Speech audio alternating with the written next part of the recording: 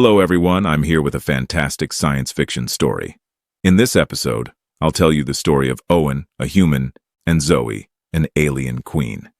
Grab your coffee and get ready to dive into this amazing science fiction tale. Enjoy. I jokingly asked, "Whose sexy armor is this?" And the alien queen called out from behind, "It's mine." The salvage bay of the Halcyon smelled like burnt ozone, cold metal, and the particular disappointment of a man who had been promised light cataloging work, and instead received 412 suits of ruined battle gear, each one a puzzle, each one heavier than the last, and each one apparently designed by someone who considered handles a moral failing. Owen wiped his forehead with the back of a glove that was already filthy, leaving a smear that made him look like a raccoon who had lost a fight with a printer cartridge, and squinted at his tablet. 307 cataloged. 105 to go. At his current pace, he would finish sometime around the heat death of the universe, assuming the universe cooperated and didn't invent new suits in the meantime. He had come aboard the Allied warcruiser as a favor that had somehow curdled into a posting. Humans were new to the Valith fleet, junior partners in a coalition against the Hollow, that patient, silent machine swarm that had been drifting through the border systems for 2 years now, eating outposts the way a slow child eats crackers, without malice, without noise, without ever once explaining itself. Owen's job was simple. Sort the wreckage. Log what could be reused. Flag what couldn't. Do not, under any circumstances, touch anything that hummed. He'd been told that last part twice, which suggested a story he hadn't been told. He worked his way down the rack, tagging suits by their dull Valith standard issue markings, boxy, gray, sensible, built by a people who apparently believed that armor should be as inspiring as a filing cabinet. He'd cataloged so many of them that his brain had begun to filter them out entirely, the way you stop hearing a refrigerator. Log it, tag it, shove it down the line. Log, tag, shove. The rhythm was almost soothing, in the way that mild despair often is. And then he reached the last rack in the corner, and everything in his hands stopped. The suit hanging there did not belong. Where the others were gray, this one was dark, a deep drowned blue that shifted when the light moved across it, throwing back oily glints of violet and green like the throat of a beetle or the inside of a storm. It wasn't boxy. It flowed. Every plate was sculpted into a long, deliberate curve. The armor of something that intended to be beautiful on its way to being lethal, and had seen no contradiction between the two. Owen stood there with his tablet forgotten in his hand and simply looked at it, the way you look at a painting you weren't expecting to find in a supply closet. "Okay," he said aloud, because he had been alone for 6 hours and had begun, as men in supply closets do, to narrate. "You're definitely not standard issue." The suit, being a suit, declined to argue. He reached out and let one finger trail down the curve of the breastplate, and the metal was cool and impossibly smooth, warm-cold under his glove like riverstone. There was no dust on it. Everything else in the bay wore a gray felt of pulverized ceramic and old smoke, but this suit was clean, as though someone came in at night specifically to attend to it, which was a thought Owen elected not to finish. He tilted his head. He grinned, slow and helpless, the grin of a man who knows he is about to say something stupid and has decided, in the privacy of an empty room, that there is no one around to charge him for it. "So," he said to the armor, to the ozone, to the 411 ruined suits behind him, "whose sexy armor is this?" "It's mine." The voice came from the doorway behind him, and it was calm, and it was amused, and it was unmistakably feminine, and every single one of Owen's internal systems performed an emergency shutdown at once. He turned around very slowly, in the manner of a man who suspects that turning around quickly will not improve his situation. She was standing just inside the hatch with her arms crossed, one brow arched into a fine, dark curve. Her skin was a cool, luminous blue, the blue of deep water lit from below, and her ears swept back long and elegant to points, and she was watching him with the expression of a cat that has found something small and flustered and is deciding whether it is a snack or a toy. He knew who she was. Everyone aboard knew who she was. There was precisely one person on the Halcyon whose armor would be cleaned nightly and hung in a corner like a relic, and she was currently looking directly at him. Zoe, Queen of the Fleet, sovereign of the whole ragged coalition, the single most important person within 9 light years, and he had just called her armor sexy to the empty room he had. It turned out, catastrophically misjudged as empty. "Your Majesty," Owen said, and his voice cracked on the second syllable like a boy's. I was cataloging, and it stood out, and I have a habit of talking to inanimate objects, which my previous supervisor described as, and I quote, a real problem, and I would like to formally—" "Sexy," Zoe repeated, ignoring all of this, testing the human word slowly, rolling it over her tongue as though tasting something she hadn't decided about yet. She uncrossed her arms and stepped down into the bay, unhurried, and the hatch sighed shut behind her, sealing the two of them in with the ozone and the beetle blue armor and Owen's rapidly collapsing career. Her eyes moved over him, head to boots and back again, taking in the smear of printer ink on his forehead and the tablet trembling faintly in his grip. "I have worn that armor into 3 wars, she said, and there was the faintest curve at the corner of her sapphire mouth, a curve she was plainly trying to suppress and plainly enjoying failing to suppress. Generals have saluted it. Enemies have surrendered to it. Poets, genuinely dreadful poets, have written verses about it." She stopped a pace away and tilted her head, studying him the way he had, moments ago, studied the suit. "And in 11 years, technician, not one of them has ever thought to call it sexy." Owen opened his mouth. Nothing useful came out. "You," the Queen decided, that suppressed smile finally winning, "are considerably more interesting than my armor. The trouble with being told you are more interesting than a queen's armor is that it does not, in any practical sense, tell you what to do next." Owen spent that night lying in his bunk, running the encounter back through his head at various speeds, searching for the moment it could have gone worse and finding, to his mounting distress, that it easily could have and simply hadn't, which was somehow more unsettling than if it had. She had left without summoning anyone. She had left, in fact, looking pleased, which was the wrong thing for a sovereign to look after. A subordinate had insulted her ceremonial war gear, and the wrongness of it kept him awake until the ship's false dawn brightened the porthole to a bruised gray. "You're doing the thing," said Henry from the bunk below, without opening his eyes. Henry was the other human aboard, a lean and permanently unimpressed man who worked reactor diagnostics and had, over 2 years in the coalition, cultivated a worldview in which every situation was quietly on fire, and the only rational response was to comment on the smoke. "The staring at the ceiling thing. You did it when they made you catalog the suits, and you did it the week the coffee synthesizer broke, and you're doing it now. What is it this time? Did you break something expensive?" "I didn't break anything." "That's the setup to a worse sentence. Go on," Owen told him. Henry listened with the serene attention of a man watching a distant vehicle roll slowly toward a cliff, and when it was done, he was quiet for a respectful moment.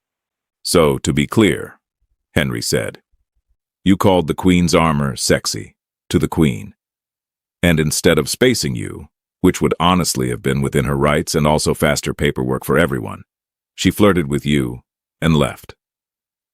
"I wouldn't say flirted. You wouldn't. That's your whole problem." Henry rolled over. "Done. We're going to die out here, and it's going to be your fault specifically, and I want that noted in the log." The universe, as if it had been eavesdropping and taken notes, arranged for Zoe to appear in the salvage bay again the following afternoon. She did not have a reason. She invented one. Something about reviewing the disposition of recovered material, a phrase so thick with bureaucratic starch that Owen suspected she'd assembled it on the walk over specifically to have something to hold. She stayed for an hour.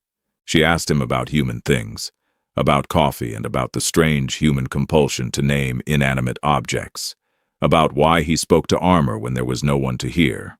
And Owen answered honestly because he had not yet worked out how to lie to a queen and had decided, provisionally, not to start. She laughed twice. He counted.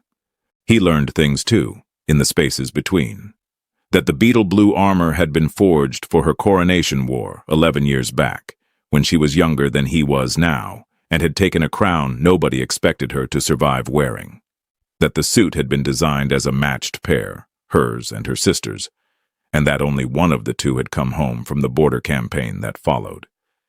She said this last part lightly, in passing, the way you mention weather, and then changed the subject with the smooth, practiced grace of someone who had changed that particular subject a great many times. And Owen let her, because he understood a locked door when he heard one close. What he came to understand, over that hour and the several that followed it across the next days, was simpler and sadder than any of it. The Queen was surrounded, not by enemies, by admirers, by counselors who told her she was right, courtiers who told her she was radiant, generals who told her exactly what the shape of her mood suggested she wanted told. She lived, he realized, inside a hall of mirrors that all reflected back a flattering version of herself, and somewhere in 11 years of that, she had grown very, very hungry for a single surface that showed her the truth, even an ugly one, even a sexy armor one. He was, as far as he could tell, the first person in a long time to speak to her as though she were a person, and not a policy. It was not, he suspected, a compliment to the rest of the fleet. Captain Victoria did not share the Queen's enthusiasm for the arrangement. Victoria commanded Zoe's personal guard, and she had a face carved from the same gray practicality as the standard issue armor, and she took to appearing in the salvage bay's doorway with her arms crossed and her eyes doing arithmetic. She never said much. She didn't have to. Her entire posture communicated a single, sustained sentence, which was, "I have catalogued threats to the crown for 19 years, and you are the strangest shaped one I have ever seen." "She watches me like I'm going to steal a spoon," Owen muttered, after Victoria had loomed and departed. "You're an unaccountable human alone with the sovereign in a room full of weapons," said Zoe, not looking up from the gauntlet she'd been turning over. "Victoria would be derelict not to. She's very good. She once caught an assassin because his boots were too clean." A pause. "You, for the record, are the opposite problem. I contain a lot of information about how dirty I am, yes." That earned laugh number 4 of the week, and Owen filed it away with the others, and it was in that easy, loosened moment, the Queen smiling, the captain gone, his guard entirely down, that his fingers, working half-blind through the guts of a shattered suit on the rack behind him, closed around something that did not belong. A hard, rectangular edge, welded flush inside the chest cavity where no component should be, warm against his glove in the specific way he had been told twice never to touch. He went still. Zoe noticed the change in him the way she noticed everything. "Owen," she said.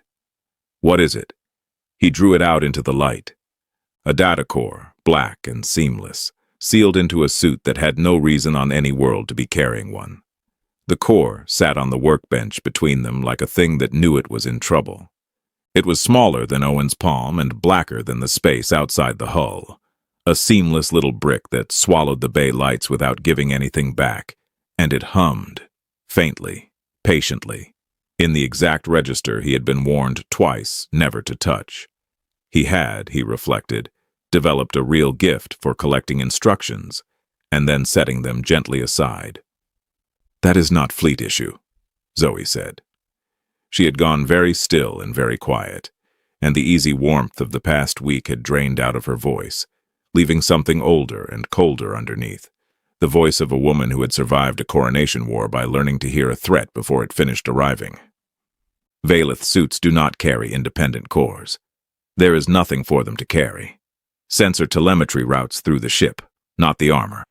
So either somebody built a suit very wrong, Owen said, or somebody hid something in a place they were counting on no one ever looking. Which, no offense to your armory logistics, was a pretty safe bet given that the job of looking got handed to one guy with a tablet and a caffeine deficiency. He should not have been able to open it. It was sealed against exactly the kind of person he was, encrypted in layers, meant to be indecipherable to salvage crews and enemies alike. But Owen had spent his working life inside broken machines that did not want to be understood, And there is a particular humility that comes from years of coaxing dead reactors and stubborn drives back into conversation. You stop trying to force the lock and start listening for where it wants to give. It took him the better part of the night, hunched over the bench with the Queen of the Fleet perched on a crate beside him, refusing, flatly, to leave. He offered to send her a summary in the morning. She looked at him as though he had suggested she read a summary of her own house burning down. When the core finally opened, it did not open into noise. It opened into a ledger. Coordinates, timestamps, fleet movements, encrypted transmissions, the precise positions of Valith patrols going back 8 months. And beside each one, a second set of numbers, an outbound signal, threaded out into the dark on a frequency Owen didn't recognize until Zoe leaned in over his shoulder and went absolutely rigid, and he felt the temperature of the room drop. "That's a hollow band," she said, very softly. "That is the frequency the hollow used to coordinate. We have spent 2 years trying to break it." The silence that followed had a texture to it. Owen worked it through slowly because the conclusion was the kind you wanted to be wrong about. Every outpost the hollow had eaten, every patrol that had drifted into a swarm that shouldn't have known it was coming. It had never made sense that a silent, patient, purposeless machine tide kept finding the fleet's soft places with such tidy precision. And here, humming on the bench, was the answer. The hollow hadn't been finding them. Someone had been telling them. For 8 months. In fleet standard encryption that only a handful of people alive possessed the keys to sign. "Someone's been feeding them your coordinates," he said. "Someone up top. Someone with clearance this high isn't a deckhand who got greedy. This is..." "Yes." Zoe straightened. Her jaw was a hard blue line. "This is one of mine." And there, Owen understood a moment later, was the reason the Queen of the Fleet had been spending her afternoons in a salvage bay talking to a technician about coffee. Not the only reason. He wasn't so far gone as to believe that. But a reason. And now, a useful one. She could trust almost no one. Every counselor, every captain, every gilded voice in her hall of flattering mirrors was now, by the arithmetic of that ledger, a suspect. The traitor knew her habits, her keys, her rooms, but he did not know Owen. Owen belonged to no faction and no bloodline, held no rank worth buying, and carried no ambition anyone had thought to weaponize. He answered to a tablet and a caffeine deficiency, and, increasingly, to her. He was the one person aboard the Halcyon whose loyalty could not have been arranged in advance, for the simple reason that nobody had considered him worth arranging. "You're going to make me a spy," Owen said. "That's where this is going. I can feel it going there." "I am going to make you the only person I can afford to talk to honestly," Zoe said, which was somehow both worse and much nicer. "The traitor will not watch a technician. They will watch me. So you will look, and I will pretend to look elsewhere, and between us we will find out which of my beloved advisors has been selling my fleet to a swarm of murder machines for reasons I very much intend to ask them about in person." So they looked. Quietly, in the seams of ordinary days, Owen cross-referencing salvage manifests against the ledger's timestamps, Zoe steering dinner-table conversations toward topics that made guilty men sweat, and a shape began to surface. Every leaked movement had passed, at some point, across the desk of High Counselor Adrian, the fleet's severe, immaculate voice for decisive action, the man forever urging Zoe toward bigger fleets and bolder strikes in a war fought hard enough to justify anything. It fit so well it made Owen nervous, and he said so, and Zoe agreed, and that shared unease became one more thing they held between them in the dark of the bay. It was late, both of them tired past cleverness, when she turned from the ledger and found him closer than either had noticed, and the joke he'd been assembling died unspoken somewhere behind his teeth. Her eyes moved over his face, unhurried, the arithmetic gone out of them. He forgot for a moment that she was a queen. She looked for a moment like she wanted him to. Then the alarm went off, fleet-wide, screaming, red light drowning the beetle blue armor in the corner, and the moment shattered like dropped glass. The alarm, it turned out, was not the hollow. That would have been simpler, and Owen had learned enough about the shape of his luck to know that simple was no longer on the menu. The alarm was a security lockdown, ship-wide, and by the time he'd blinked the red light out of his eyes, there were 4 guards in the salvage bay doorway, and they were not looking at the Queen. They were looking at him. "Owen," said the lead guard, in the flat tone of a man reading a name off a list. "Technician, human, unaffiliated. You're under arrest for espionage against the Crown and unauthorized contact with hostile forces. There is a particular flavor of silence that arrives when a sentence you did not see coming lands squarely on your chest, and Owen stood in it for a full second before his mouth caught up. That's... He looked at the black core still sitting on the bench, at the ledger of a traitor's 8 months of sins, at the sheer, breathtaking gall of it. That's my evidence. I found that. You can't take a man's evidence and arrest him with it. That's like getting a parking ticket for reporting a car theft. High Counselor Adrian's office logged an anomalous data core in your possession, the guard recited, transmitting on hollow frequencies decrypted on your workstation under your credentials. The transmissions are ongoing. He had the decency to look faintly uncomfortable. "Sir, it's all signed with your access." And there it was. Owen felt the trap close with an almost admirable neatness.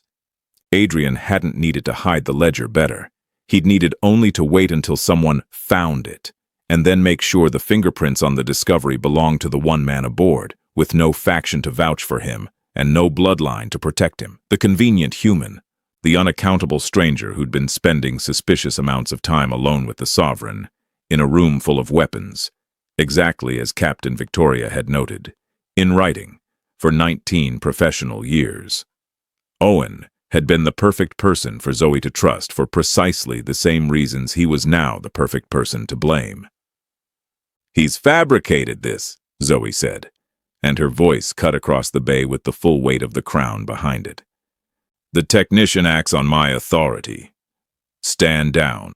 The guards hesitated, and then the worst thing possible happened, which was that Adrian himself arrived, immaculate and grave and radiating the sorrowful patience of a man doing something regrettable for everyone's good. "Majesty," he said, bowing exactly the correct number of degrees. "That is precisely the concern. Your judgment regarding this human has been noted across the fleet as irregular, affectionate even. A sovereign compromised by a foreign agent cannot be relied upon to see the agent clearly." He spread his hands. "For the safety of the fleet, the Council has moved to review your command until the matter is resolved. It grieves me, but the timing of these transmissions, against the closeness of your association, you understand how it looks." It looked, Owen realized with cold clarity, like exactly what Adrian was building it to look like. The traitor wasn't just framing a spy. He was using the frame to pry the crown out of the Queen's hands, one reasonable-sounding sentence at a time. And every hour Owen had spent laughing in this bay had been quietly loaded into the weapon now pointed at them both. They put him in a cell.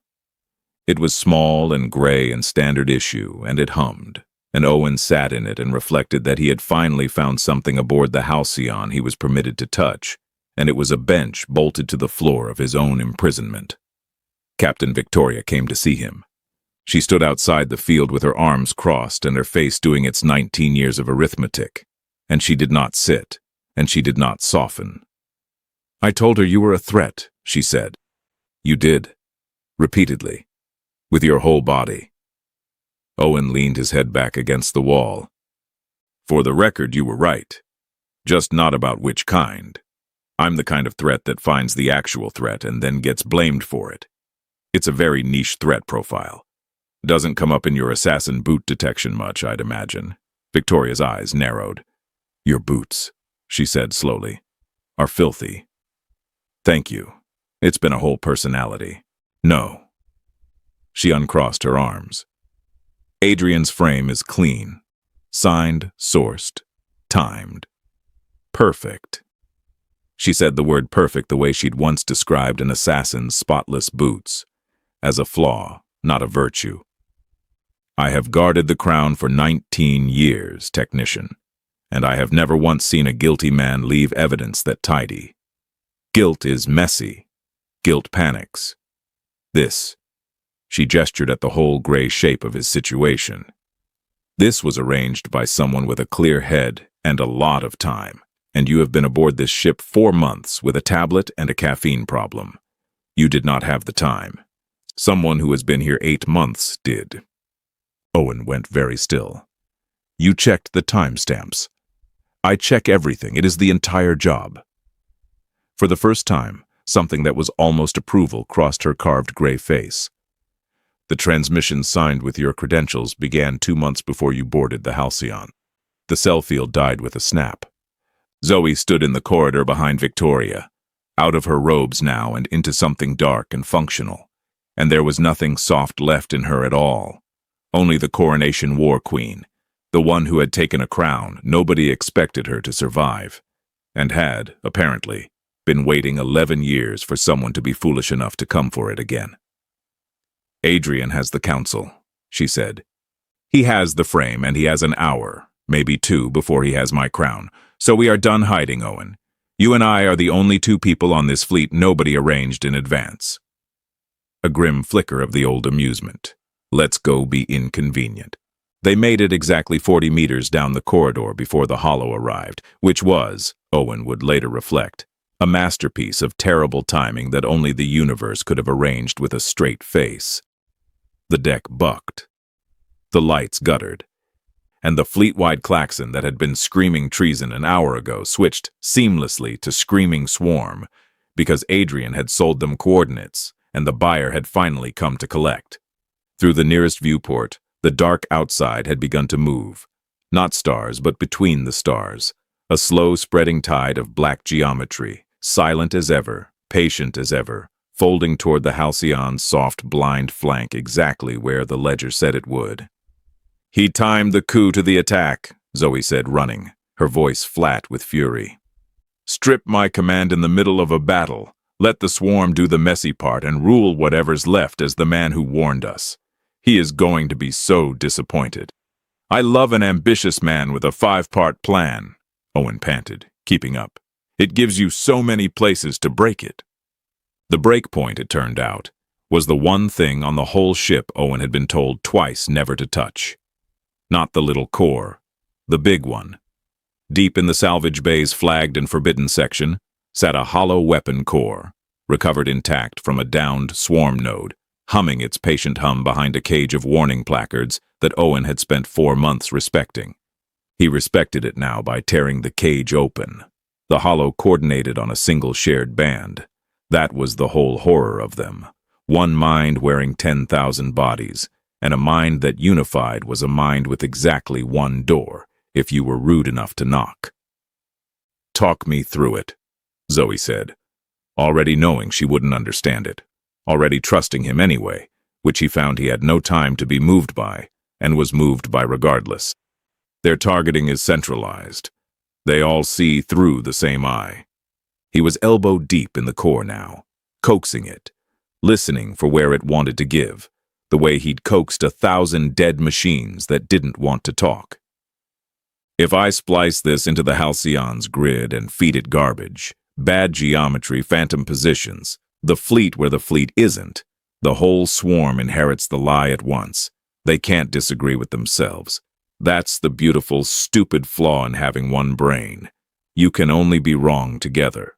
And if you're wrong, then we're wrong together too, and it'll be very romantic and very brief.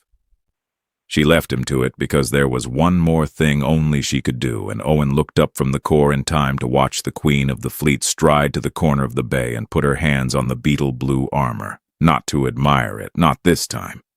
To wear it. The suit opened for her, like it had been waiting 11 years to be needed instead of dusted, and she sealed herself into it plate by dark iridescent plate, and when she turned around she was no longer a woman in a salvage bay. She was the thing the dreadful poets had failed to describe. She was the reason enemies had surrendered to a color. For the record, Owen said without looking up from his splice, I stand by the original assessment. I know you do. He could hear the fierce grin inside the helm. It's why I let you live. Then it was all noise and light. Owen jammed the hollow core into the Halcyon's targeting grid and fed the unified swarm a beautiful, seamless, catastrophic lie. The fleet scattered where it wasn't, the Halcyon a phantom 40 degrees off its own hull, and 10,000 black bodies, unable to disagree with themselves, turned as one and opened fire on empty space with the terrible confidence of a single mind that had never learned to doubt. They shot at ghosts. They shot at each other. The tide that had eaten outposts for 2 years without ever explaining itself finally did something explicable, which was tear itself apart in a silent, geometric fury, and the border went bright. And while the swarm devoured its own certainty, Zoe walked onto Adrian's bridge in the armor of a war he'd hoped she'd forgotten how to fight. He was mid-sentence when she arrived, mid-coup, addressing a council he'd assembled to hand him a crown. And Owen, patched into the bridge feed from the bay, had the profound satisfaction of watching the High Counselor's immaculate composure meet the beetle blue armor and slowly, beautifully, come apart. Because Owen had done one more rude thing on his way out of the splice. The ledger, the whole 8-month confession, the coordinates, the holoband, and the transmissions that began 2 months before a certain human ever boarded, was, at that moment, playing on every screen in the fleet. "You signed it, Adrian," Zoe said into the ringing quiet. "Guilt is messy. My captain taught me that. You were too clean." She tilted the helm.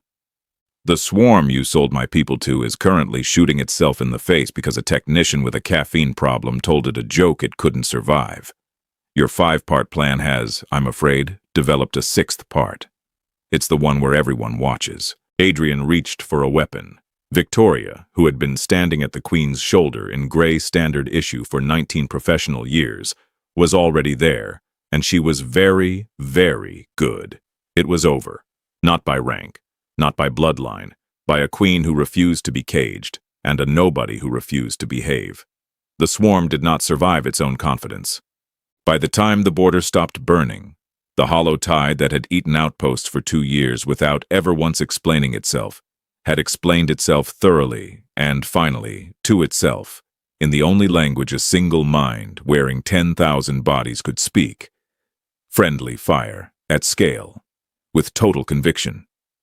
What drifted afterward was scrap, and Owen, being the fleet's ranking authority on scrap, catalogued a great deal of it in the weeks that followed and found he could not entirely stop grinning while he did. He'd talked a swarm to death. His previous supervisor's note about his real problem was going to require an amendment. Adrian faced the counsel he'd tried to buy, and the confession played again. And there was very little to argue with in a ledger a man had signed with his own keys. The border systems he'd fed to the dark got their names read aloud in the Great Hall. All of them, which took a long time, which was the point. Zoe insisted on it. She had learned, 11 years and 1 salvage bay ago, exactly what a haul full of flattering silence could cost, and she was done being quiet about the price. Adrian's faction, the whole gilded chorus that had spent years urging her toward bigger fleets and bolder wars and reasons to justify anything, came apart under daylight because a chorus is only brave when it agrees with itself. And the fleet had recently watched, in vivid detail, what happened to things that could only ever be wrong together. Captain Victoria was promoted, though she received the news the way she received most things, with her arms crossed and her face doing arithmetic. She found Owen in the salvage bay afterward and stood in the doorway in the old loitering posture, and for a moment neither of them said anything. "Your boots are still filthy," she said at last. "I've decided it's load-bearing to my whole identity now. If I clean them, who am I? A liability I would have to reclassify." Something almost like a smile crossed the gray-carved face and thought better of it. "You found the actual threat and got blamed for it. Niche threat profile." She nodded once, which from Victoria was roughly an embrace. "It came up, technician. In the end, it came up." And she left, and Owen understood he had been, in the private grammar of a woman who trusted almost no one, thanked. Henry, for his part, was insufferable. "We didn't die," he said, lying in his bunk with the serene disappointment of a prophet whose prophecy had failed. "You called the Queen's armor sexy. You got framed for treason. You weaponized a caffeine problem against an entire machine civilization, and we didn't die. I want that noted in the log, right next to my earlier prediction, so future generations can see the exact moment I lost my touch. The thing Owen could not entirely name in all of it was what had changed in himself. He'd come aboard a man who narrated to empty rooms because there had never been much point saying anything to the full ones. A competent nobody who fixed dead machines precisely because machines didn't require him to matter. And somewhere between a joke he'd meant for no one and a swarm he'd talked into ruin, he had stopped being a man who happened to be present and become a man who was unmistakably counted on. Not for his rank, which was none. Not for his blood, which bought nothing. For the plain, stubborn fact that he told the truth to power in a room full of people who'd forgotten how, and that this, it turned out, was worth more than a bloodline in a fleet that had nearly died of agreeing with itself. There was, in the end, the matter of the alliance. Humans had come to the coalition as junior partners, a favor curdled into a posting, and Zoe formalized something better, a true accord, human and Valeth, signed in the Great Hall with the names of the lost outposts still hanging in everyone's memory. It was good policy. It was also, Owen suspected, personal, and he'd stopped being able to tell where one ended and the other began, which was its own kind of answer. She found him in the armory the evening it was done, because of course, it was the armory. The beetle blue armor hung once more in its corner, cleaned. She cleaned it herself now, he'd learned. There had never been a nightly attendant, only a queen who couldn't sleep and a suit that remembered a sister. And beside it, on a new mount, hung the coalition's colors, human and Valeth twined. A young steward was cataloging the hall, tablet in hand, and paused at the two mounts. "Majesty," she asked, "whose colors are these to be hung beside your armor?" Zoe looked at Owen. The old brow arched, the old suppressed curve won at the corner of her sapphire mouth, the one she'd never fully learned to hide from him and had, he thought, stopped trying to. "Mine," she said. Owen felt his face go hot in the exact catastrophic way it had 4 months ago in this exact room, and he opened his mouth, and this time something useful came out. "You know," he said, "the first time you did that, I nearly needed a new career. I remember. You offered to formally resign in the middle of a sentence." She stepped down into the armory, unhurried, the way she had that first day, and the hatch sighed shut behind her. "I decided you were more interesting than my armor." And now, she stopped a pace away, and there was no arithmetic in her eyes at all, and no crown between them that either of them could still feel. "Now," Zoe said, "I've decided the armor was never the interesting thing in this room." She tilted her head, and the whole ruined, salvaged, impossible war seemed very far away. It took a technician with a caffeine problem to notice. Everyone else was too busy being polite. Owen grinned, slow and helpless, the grin of a man who knows he's about to say something stupid and has finally learned there's nowhere he'd rather say it. "For the record," he said, "I stand by the original assessment." "I know you do." And this time, when she closed the last of the distance, there was no alarm left in the whole fleet to shatter it. "It's why I keep you." Somewhere out past the edge of the maps, a war ended not with the biggest fleet or the oldest bloodline, but with a joke muttered into an empty room by a man who thought no one was listening. Owen never set out to matter. He fixed dead machines precisely because machines never asked him to be anything more than useful. And yet the thing that saved a fleet wasn't his cleverness or his hands. It was that he told the truth in a hall full of people who'd forgotten how, and that he saw a queen as a person when everyone else saw only a crown. So maybe the question the story leaves behind is a quiet one. In your own life, how many rooms have you walked into and stayed polite? How many honest words have you swallowed because someone was too important, too powerful, too far above you to hear them?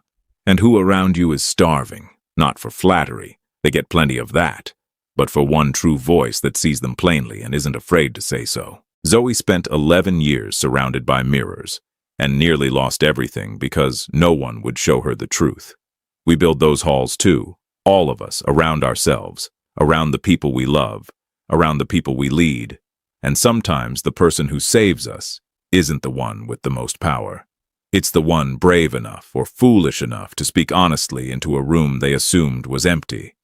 The armor was never the interesting thing. It never is. The question is whether you'll be brave enough to notice, and honest enough to say so out loud, before the moment and the person slips quietly out the door. The end. Friends, we've reached the end of Zoe and Owen's story. Before we leave, I have a small request. Please like the story. Leave your thoughts about it in the comments below. And don't forget to subscribe to our channel so you don't miss the next story. See you in another science fiction story.